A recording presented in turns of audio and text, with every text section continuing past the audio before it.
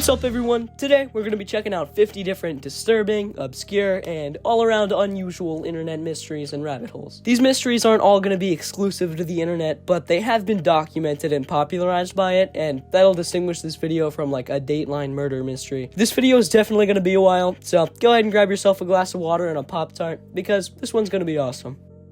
Adam Rayner. Adam Rayner is the only person ever documented to be both a dwarf and a giant. Dwarfism being a medical condition where one is unnaturally small, and gigantism being a medical condition where one is unnaturally large. Now, as you can probably tell, these conditions are complete opposites. Opposite symptoms, causes, everything. Well, what actually happened was that when Rayner was 18 years old in 1917, he was only 4 feet tall. However, a few years later, he developed a brain tumor, specifically in the pituitary gland responsible for releasing growth hormones. By the time he was 33 years old, he was 7 feet 2 inches tall. And by the time he died at age 51 in 1950, he was 7 feet 8 inches tall. Although the tumor had been removed by the time he was 33, he continued to grow a further 6 inches before the end of his life. To this day, it's an extremely rare occurrence, given he's the only person in recorded history to have experienced this. Alien hand syndrome. Alien hand syndrome, or alien limb syndrome, is a condition where any of your limbs will just start moving on their own. This is caused when there's any sort of cognitive disconnect within the brain that separates the primary motor cortex from the premotor cortex,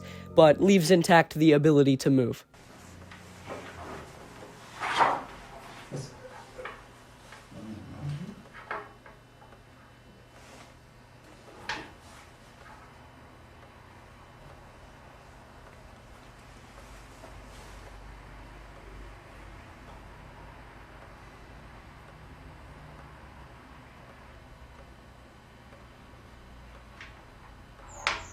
Amy Sori. Amy Sori is the name of this woman who, with a man named James Salvo, broke into a construction trailer in Clifton Park, New York, and stole over $3,000 worth of construction tools. It's unknown why they did this. I will say, Amy has got a really peculiar look going up on there. Andre Thomas. Andre Thomas is the name of a convicted murderer. Although this doesn't really sound too out of the ordinary, it gets pretty bad. Thomas had begun developing auditory hallucinations by the time he was only 10 years old, most likely due to schizophrenia. When he was in 9th grade, he had a child with a woman named Laura Boren. Although these two got married when Thomas was 18, they divorced only 4 months later. Unfortunately though, a few years later in 2004, Thomas broke into Laura's apartment where she lived with her boyfriend and 2 children. Laura was alone since her boyfriend was away at work.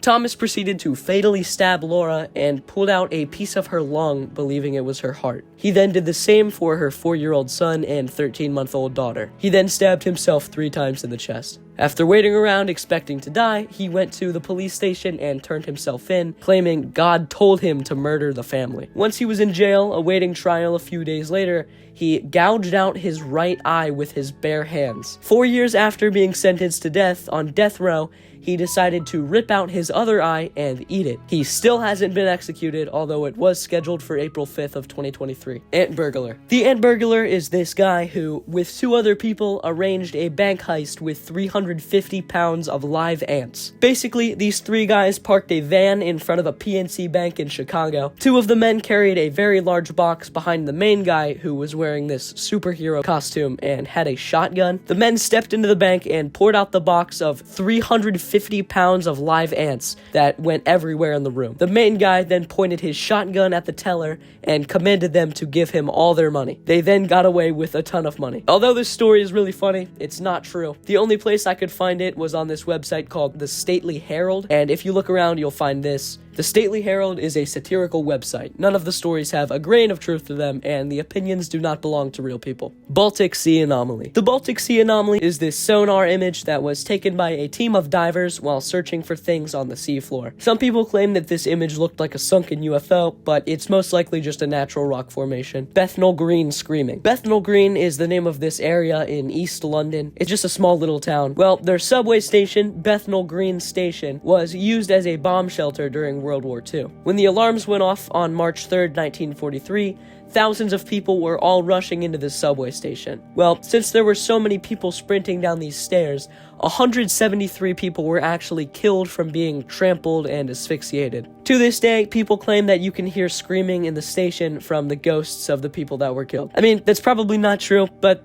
Black Hope Curse. The Black Hope Curse was an event that occurred back in 1982 to the Haney family. This family purchased a housing settlement that they didn't know was built upon an old cemetery. This cemetery was mostly utilized back in the 1930s to bury enslaved people who had unfortunately passed away. Well, a little after the Haney family moved in, Sam, the father of the family, wanted to get a pool in their backyard. A man ended up showing up saying that he needed to dig up some corpses from the backyard so they could install the pool. Well, since Sam didn't want a random guy digging up his backyard, he asked the man to tell him where the bodies most likely were, and he would do it himself. Sure enough, once he started digging, he found 2 bodies right where the man said they'd be. Sam then decided to call the local sheriff and coroner to initiate an official exhumation. Well, Sam and Judith, Sam's wife, then found out that these 2 people actually used to be slaves before being freed in the Civil War and getting married. Because of this, the Haney family became very guilty and requested that the 2 were reburied. However, following this disturbance, the family started experiencing numerous paranormal events. For example, they heard people speaking in their home even though they were alone, their belongings were being moved, and they even witnessed ghostly figures standing in their home. About a year after all this began, they attempted to sue the developers of the house for not disclosing the fact that it had been built on a cemetery. The judge then awarded them $142,000 for mental anguish. However, a few weeks afterwards,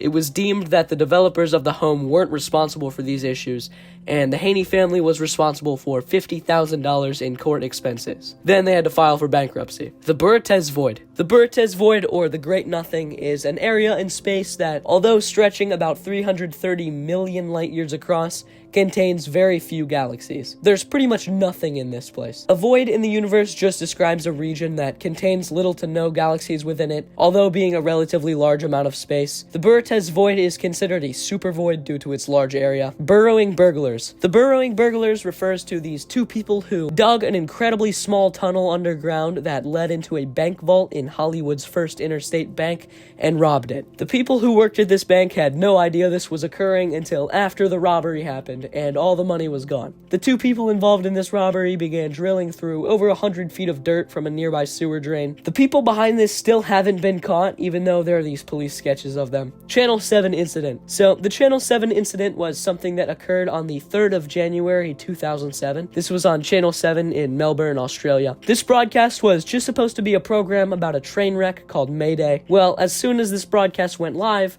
on top of the actual show, there was just an audio loop of a man saying, "Jesus Christ, help us all, Lord." Jesus Christ, help us all, Lord. Jesus Christ, help us all, Lord. Jesus Christ, help us all, Lord. Jesus Christ, help us all, Lord. This went on for about 10 minutes. The audio that was playing over and over during this broadcast is actually taken from a YouTube video called Halliburton Ambush Iraq, and at 2 minutes 7 seconds in, this audio plays. Jesus Christ, help us all, Lord. This video was recorded by a man named Preston Wheeler, who was driving a military truck through a US and Iraq battle. It's still unknown why this issue occurred on television. The spokesperson behind the channel just wrote it off as a simple audio glitch, but that wouldn't really make sense because that audio never played anywhere in the original show. It is speculated that this could have been done by some of the people producing the show, as they were experiencing some pretty unhealthy workplace occurrences. So this could have been done as like a way to get back at their higher ups or like put their issue on display.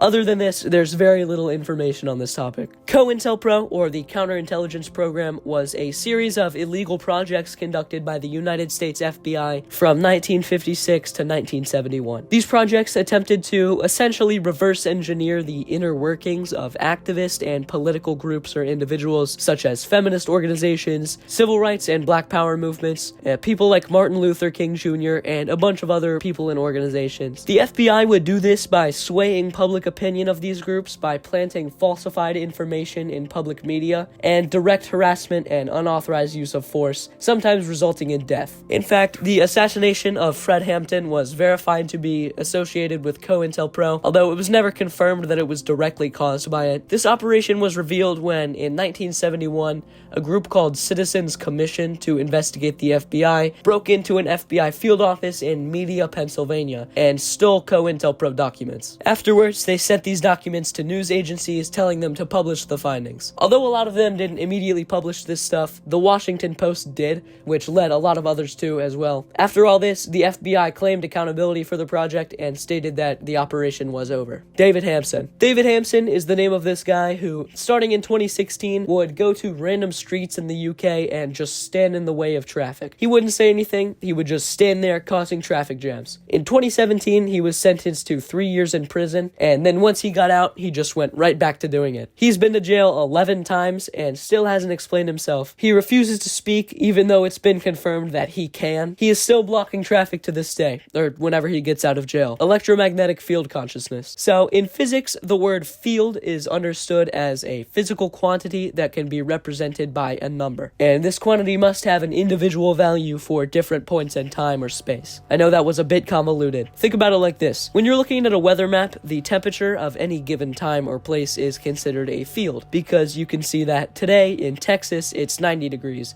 but yesterday it was 80 degrees. So at different points in time, the temperature field is a different value. Anyway, the electromagnetic field theory of consciousness states that our consciousness is directly tied to the electromagnetic activity in our brain. So the way we perceive the world and the way we're even able to acknowledge our own existence is made directly possible by the way our brain sends out electricity to different parts of itself. Although that probably sounds pretty simple and obvious, it goes a lot deeper. The theory states that consciousness itself is a field, meaning that it's a measurable metric, and it even claims that consciousness is a physical thing. This theory was proposed in 1995, but wasn't officially recognized until 2002. I'm not the best person to have explained this to you, because honestly, I really don't understand it. I might actually look into this a lot further and make an entire video on it. Empty internet. The empty internet, or dead internet theory, states that by this point in the internet's existence, the majority of content on it is generated by artificial intelligence, or scripts to just post text over and over. For example, if you go on Twitter and search the phrase, "I hate texting," you will see a ton of different posts that just read,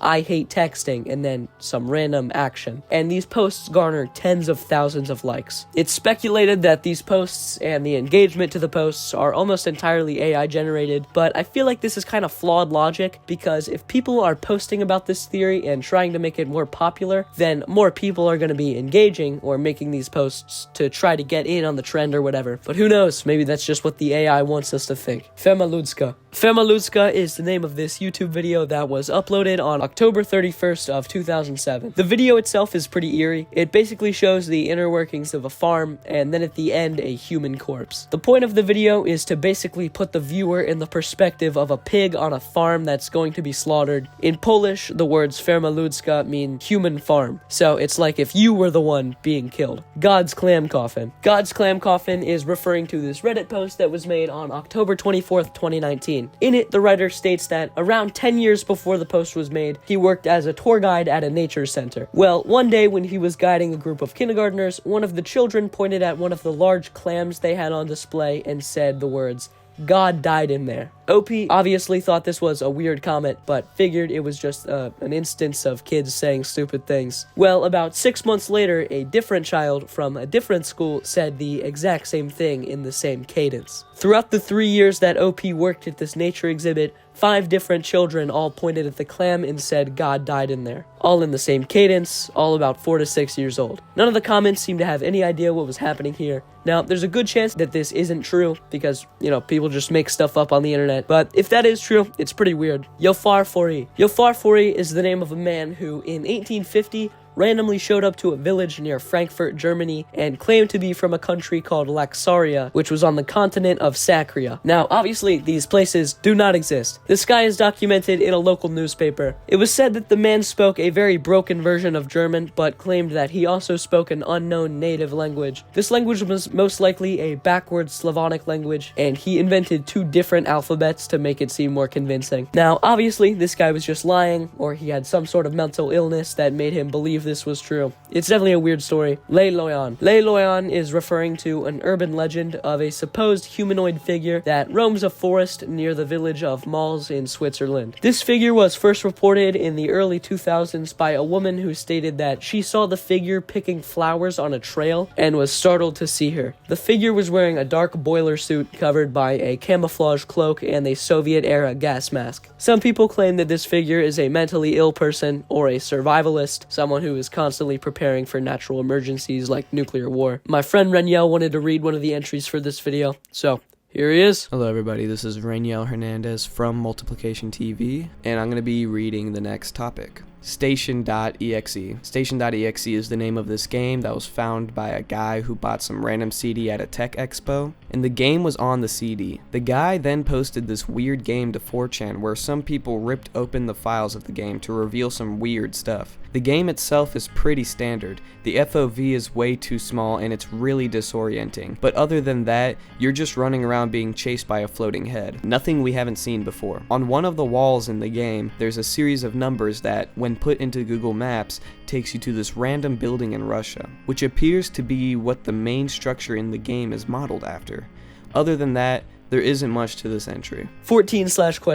14/? Is an incredibly obscure video game. The oldest footage I could find of the game was on this YouTube channel, Saint, who mainly uploads gameplay of really obscure games. Anyway, just by looking at this game, you can tell that it's really weird and abstract.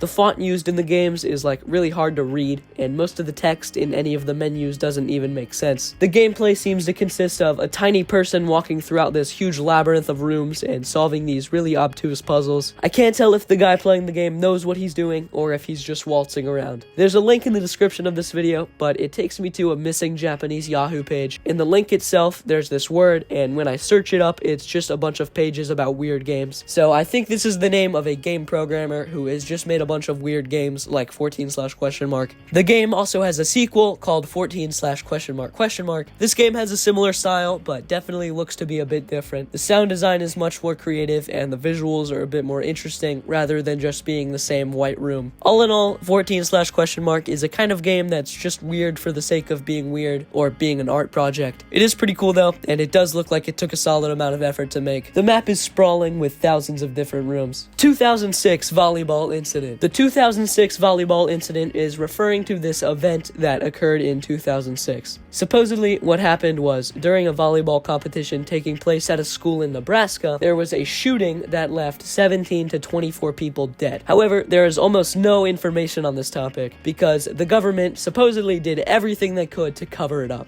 This was most likely because there was a person or a group there that they wanted dead, but a bunch of people just got caught in all the firing. It's stated that the people in charge of covering this up either paid off all the people who would have known about it, or they tortured them, or something else more psychologically based to make sure that they wouldn't say anything about it. Now, this is obviously just a conspiracy, and there's a solid chance that it's entirely untrue, but you never know. 3301337.cf. 3301337.cf is this website that is most likely a scrapped Cicada 3301 puzzle. It outlines the idea that Earth will make contact with aliens in the year 2111. The website places a really big emphasis on the numbers 3, 6, and 9, and quotes Nikola Tesla. I don't know what any of it means, and there's very little discussion of this website online. 3M electrostatic force field. The 3M electrostatic force field is referring to this phenomenon that occurred in South Carolina in 1980. In this factory that spun thin sheets of plastic on these spools that moved incredibly quickly, there was this thing that happened. Basically, as this guy David Swenson was walking through a corridor,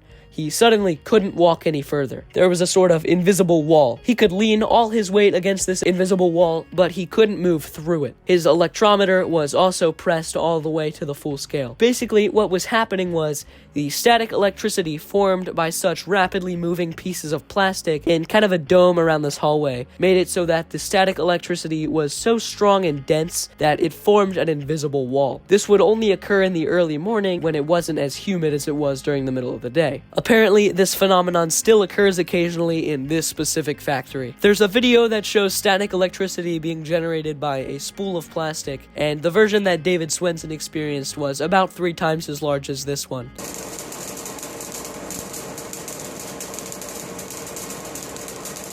I'm pretty sure this is a real thing that happened. It's been confirmed that stuff like this is definitely possible. 47 Society. The 47 Society is this website or group of people that seem to believe that the number 47 has some like incredible prominence or is like the ultimate number. I've looked all around this website and I'm still not sure why they think this. They keep referring to this thing they call the 47 phenomenon, but they never explain what that is. If this did used to be a group of some sort, I don't think it is anymore. All their discussion links are dead, and the website looks like it hasn't been updated in forever. It has been up since 1995, though. The latest archive of their mailing list I could find was of November 1998, so this page is pretty much abandoned, but it's a cool relic, I guess. Bambi, Savior of Animal Kingdom. I actually covered this one in one of my first videos. Bambi, Savior of Animal Kingdom is referring to this really weird YouTube video that was uploaded on July 27th, 2017. The video shows this animation of a baby deer being birthed, and it's pretty nasty.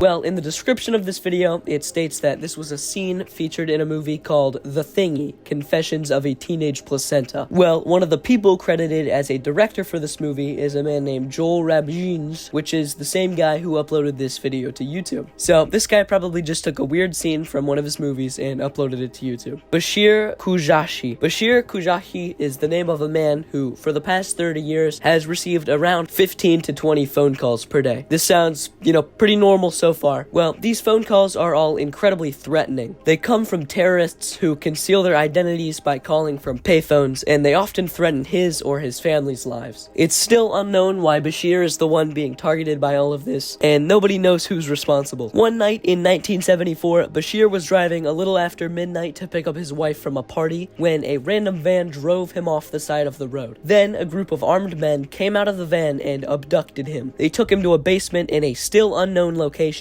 and held him hostage there. For the next several days, he was tortured both physically and mentally to the point where he attempted to kill himself. For whatever reason, the captors wanted him to stay alive. They took him to a hospital where he was taken back in by his family. To this day, it's unknown who kidnapped him or why he was kidnapped. Around 10 years after this all occurred, though, once Bashir's life had seemingly been put back to normal, is when he started receiving these threatening phone calls. It was later revealed by state governments that the people who originally kidnapped him were part of a group called the Palestine Liberation Organization, who mistakenly believed that Bashir was a CIA agent. It is still unknown who's been calling him all this time, though. Beacon of Hate. Beacon of Hate is referring to this article on a website where a guy discusses his findings browsing radio frequencies with a ham radio. The Beacon of Hate was this set of isolated radio broadcasts that he observed multiple times throughout the year 2000. These broadcasts were all in Morse code, but the code was often poorly written, with typos showing that this was probably just somebody using a reference for translation. The messages that were being sent, however, were pretty unhinged. These broadcasts were often threatening as well.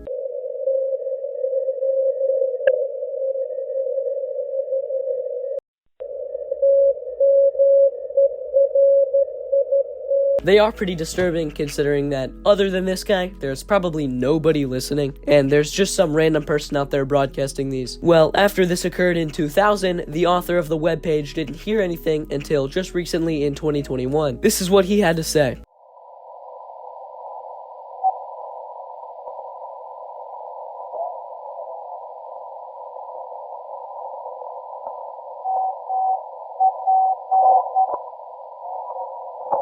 Who knows what that means? Obviously, this guy's got something psychological going on. He's most likely just an Israeli propagandist. Bhutanese shadow market. The Bhutanese shadow market is referring to this conspiracy that somewhere in Bhutan, there's this underground market that you can get to by taking this hidden elevator. And in this market, you can buy really cursed items. You can buy people's souls, or you can see what your previous lives were, and a bunch of other really sinister stuff. The only thing I can find discussing this is a 4chan paranormal board post. Obviously, this one's really out there, and it's definitely not true. Cantelmoism. Chris Cantelmo is the name of the former president of GL Sciences, who around 5 years ago got brain cancer, and after rejecting standard treatment for the brain cancer, started smoking DMT. DMT is a hallucinogenic drug that is really potent. Well, Chris Cantelmo decided to use DMT as a cure for his brain cancer. His brain cancer apparently went away, or at least subsided a little bit, but I'm a little skeptical on that because, you know, you'd think science would have picked up on this by now. Anyway, Chris Cantelmo decided to essentially start a religion based on this ideology of DMT being a powerful substance. There were subreddits that were made, like r/Cantelmoism and r/Children of Chris, and on these subreddits, Chris would give out hundreds of Reddit awards on random posts. These awards would give the author of the posts Reddit premium for a little bit, so people probably just liked getting these awards. Well, after Chris kind of started going off the deep end, his fan base kind of started abandoning him. His social media accounts were banned, and he wasn't really going anywhere with Cantelmoism. Unfortunately, a short while after all this occurred, Chris was found in a forest with self-inflicted lacerations on his neck and wrists. Obviously, it's not a good thing to promote the potentially harmful use of drugs like DMT, but I do think it's a little sad. He obviously had something mentally wrong that led him to think DMT would cure his cancer, and the story of his death was a little unfortunate.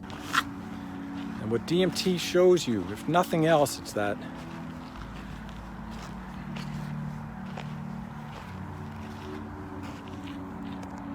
there's a bigger world out there. There's a spirit world. And there, it seems like there is most definitely an afterlife. And I think when people see that there is an afterlife, they're gonna be. There's no question. There's no alternative when you're confronted with the fact that there's an afterlife. You have to say, how does my behavior in this life affect going forward in the afterlife?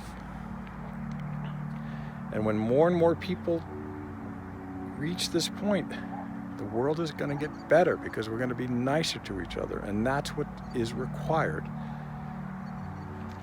of all of us, to be nicer to people and to lend a hand to people who don't have all the advantages that we have.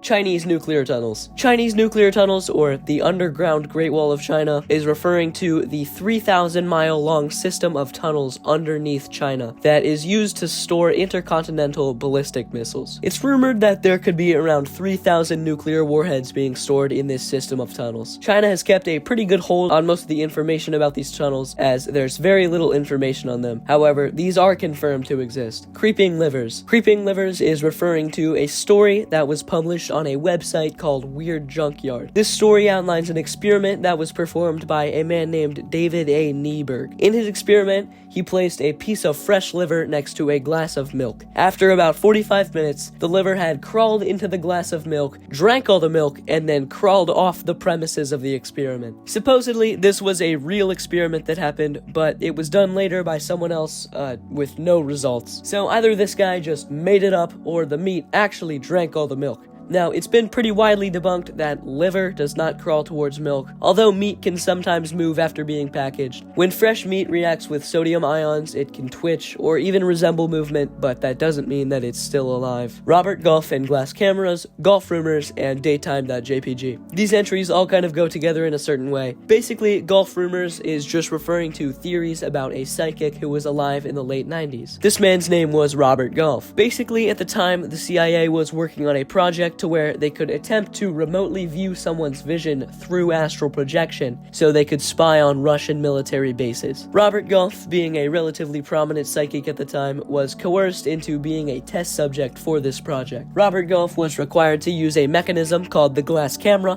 which would allow him to project his vision so people could watch it elsewhere. He would then astrally project himself into different places so the people watching could see the places he was seeing. Well, because this process was really mentally exhausting, Robert Golf actually died during one of these projections and went to heaven. And before the glass camera stopped working, Robert Golf's perspective of himself in heaven was sent to the governmental figures watching. So there is actually found footage of heaven. After this happened, the Vatican government found out somehow and broke into wherever this was happening and stole the footage, and to this day stores it in a vault in the Vatican. I think we can all just chalk this up to a really unhinged conspiracy theory, but who knows, maybe this all happened somewhere. Digging. This entry is referring to a YouTube channel that essentially aims to break YouTube as much as possible. The channel has no name, but the weird part is that there's no blank Unicode character. So there's literally just no name at all. There's no text or anything. On this video, the captions are in different colors and fonts, which shouldn't normally be possible. As soon as you click on the channel, there's text where there shouldn't be. Most likely how this is happening is that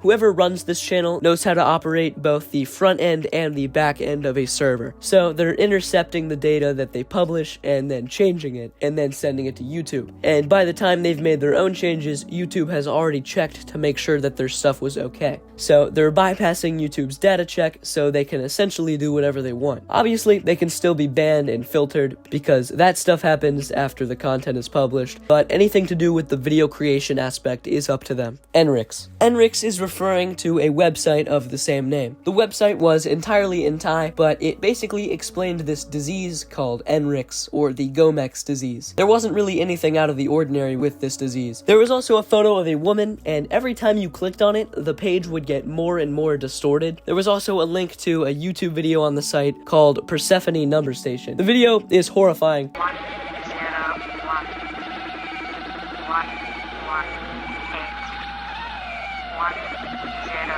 5. It shows a distorted photo of a woman that looks like she's been deepfaked, and the audio is of a number station. A number station is a radio broadcast that simply reads off numbers that a second party is listening in on and decoding to get some sort of message. The Enrix website is most likely just an ARG, but it still hasn't been solved. Gelatinous Cube of London Bridge. The Gelatinous Cube of London Bridge is a supposed creature that was seen swimming in the water below London Bridge. This thing was spotted by a man named Laws, and while with his brother, noticed a gray, rectangular, box-shaped creature with tentacles swimming in the water. They tried to get a photo, but they were too far away for their cameras to see anything. A year after this incident, Laws went back to the beach of the river below the London Bridge with his son to go fishing. Now, for some reason, the child immediately began freaking out, crying, and saying that something was watching them. And the child had no idea about the sighting of the creature a year prior. Now, it's likely that this was a real creature. A bell jellyfish could appear as a gelatinous box if viewed from above, or it could have been a piece of driftwood, but most likely not, seeing as how it was moving against the current. Now, if this sighting had anything to do with the child freaking out is unknown, but, I mean, children are unpredictable, so it was probably just a coincidence. Herkim Mystery. So, back in 5300 BC, there was this town in Herkim, Germany. This town was very safe and stable, so it was a pretty big surprise when in 4950 BC, it just entirely disappeared. All that was left behind were a bunch of mutilated bodies and piles of bones within the abandoned city. This massive pit of bones was discovered in 2009 when archaeologists unearthed the nearly 1,000-person graveyard. Although most of the bones were intact,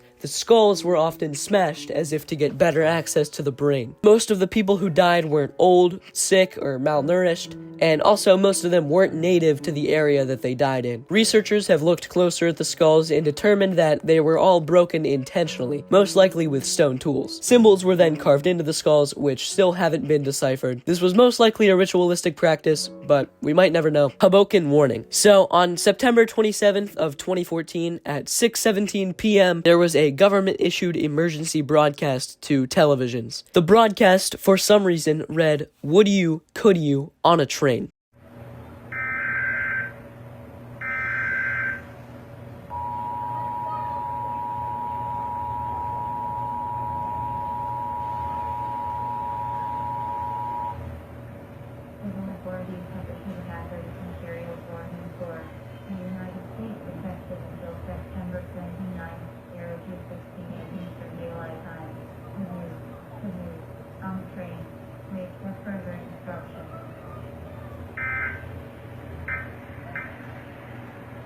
That, by itself, is really weird. Those words meant pretty much nothing, but this was a real broadcast. Well, 2 days after this, the infamous Hoboken train crash occurred. This devastating crash occurred in New Jersey and left 114 people injured and 1 person dead. This crash likely happened because the transit engineer suffered from undiagnosed sleep apnea, which led to an oversight in the train's path. Well, it came out a bit later that the original broadcast was never actually issued by the government. It was remotely issued by someone who hacked their broadcasting system. This person still hasn't been caught. It's unknown if this hijack had anything to do with the Hoboken train crash or what it even meant or why it was done. It's a really disturbing situation. Jerry Hill 199M NY 252-958. This mess of letters and numbers is referring to this VHS tape that was lost for a long time and then resurfaced on YouTube in 2021. The footage on this tape is really weird, and it seemingly showcases somebody mixing chemicals in order to make nerve gas.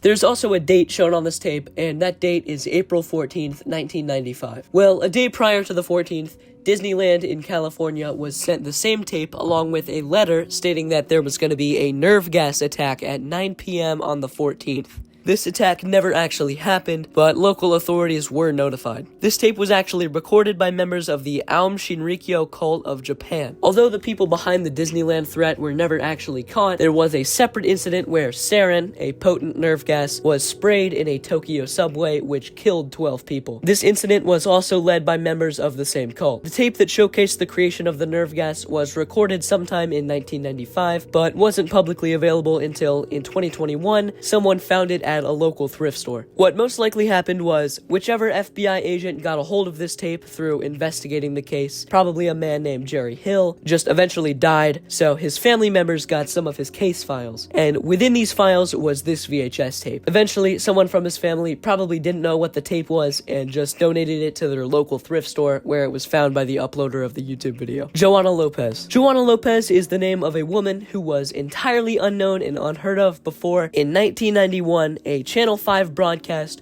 showed this image with this phone number attached. The phone number was simply the number of the Chicago police station. Well, before this broadcast, no one had ever heard of this woman. Nobody knew who she was or why she went missing. Well, there's currently a subreddit dedicated to finding out who Joanna Lopez was, or if she's still alive, or anything else about her. The most likely theory is that she was some sort of immigrant or an unregistered citizen who was just passing through and suddenly went missing. The reason nobody had heard of her was because she was probably using a fake name or just wasn't a real registered citizen. There have currently been a few advancements in this story. Just recently, someone contacted a person who might have been Lopez's father, but the man wasn't really saying anything, so the case was more or less dismissed. Additionally, they found someone who could have been Joanna Lopez, but the woman didn't want any involvement in the story, and she didn't want to talk. So, yeah, most signs are pointing to her still being alive and being a real person, but that isn't all the way confirmed. The search has been going on for like 30 years now, but I think it can be solved here soon. Los Angeles underground tunnels. I think this one kind of explains itself. There's a rabbit hole of underground tunnels that were abandoned underneath Los Angeles. There are a few known entrances to these tunnels. For example, if you go behind the Hall of Records on Temple Street, there's an elevator that will take you to a system of underground tunnels. There are stories of these tunnels being used by police to transport prisoners, but I don't know how true that is. I'm actually going to Los Angeles in April, so maybe I'll check these out. Michigan Blue Hell. So in video games, when you hear the word blue hell, it's describing the out of bounds portion in a video game. When you clip underneath the ground and you're examining the world from below, the screen is largely going to be blue due to the sky taking up much of the screen. Well, there's a conspiracy theory that in Michigan, there's a way to enter blue hell or to clip out of the real world. This isn't like clipping into the backrooms.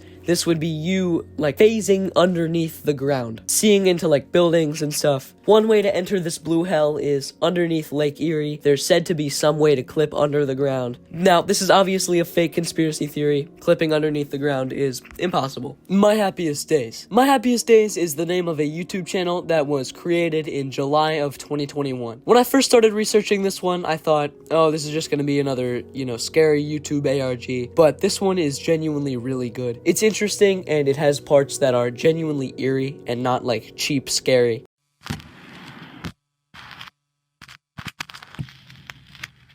Remember the time when days felt shorter? When you guys begged to stay another day at the camping park? The view of the Grand Canyon. The road that took us there. My happiest days. But there is something missing. I miss you. And I won't hurt you anymore. I won't go all the way into it because we would be here for a long time. The general timeline is that sometime in the 1970s, a man named Morgan Fulch Turner went on a camping trip with his wife and 4 children at the Grand Canyon. Once Morgan saw the view of the Grand Canyon, he became inspired to do something great, so he decided to create a company called Canyon Computers. He started this company with 2 other people, Marcus Lawson and Hank Brandon Reynolds. After this company started getting really powerful, they were able to create a machine that could essentially immortalize human beings. This will all be explained in a minute. Well, eventually, Canyon Computers had a lot of facilities around the United States. Although everything was seemingly going really well, Morgan was having a lot of problems with his family. He was disconnected from reality and overall just wasn't happy. Well, it was then that Morgan just went completely radio silent. After this, Marcus got pretty worried and he decided to go over to Morgan's house and check on him. The doors were locked, but he went in through a window. Marcus looked all around the house, but couldn't find Morgan until he went into the basement. He found a pile of body parts stuffed into a computer. It had been many days since the last heard from Morgan. Hank was worried that something happened to him. He went to Morgan's house. The door was locked. Hank had a key and went inside. Hank went into the living room. Morgan was not there. Hank went into the kitchen. Morgan was not there. Hank went into the bedroom. Morgan was not there. He went into the basement. Hank saw Morgan. Morgan was not Morgan anymore. He was hurt now. Hank was there.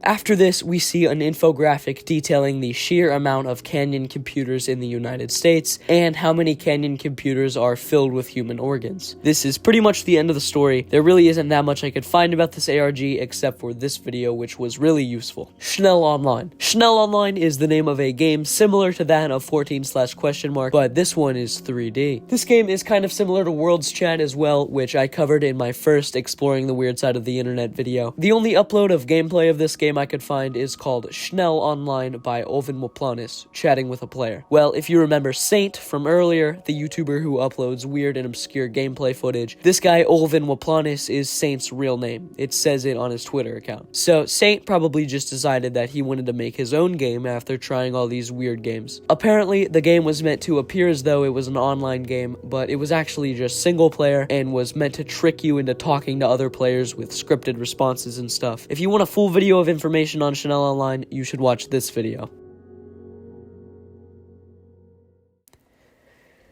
And yeah, that was roughly 50 weird internet things. I hope you enjoyed this video as much as I did making it. Sorry if I sounded a little unenthusiastic and tired in this one. I've been sick for the past couple weeks.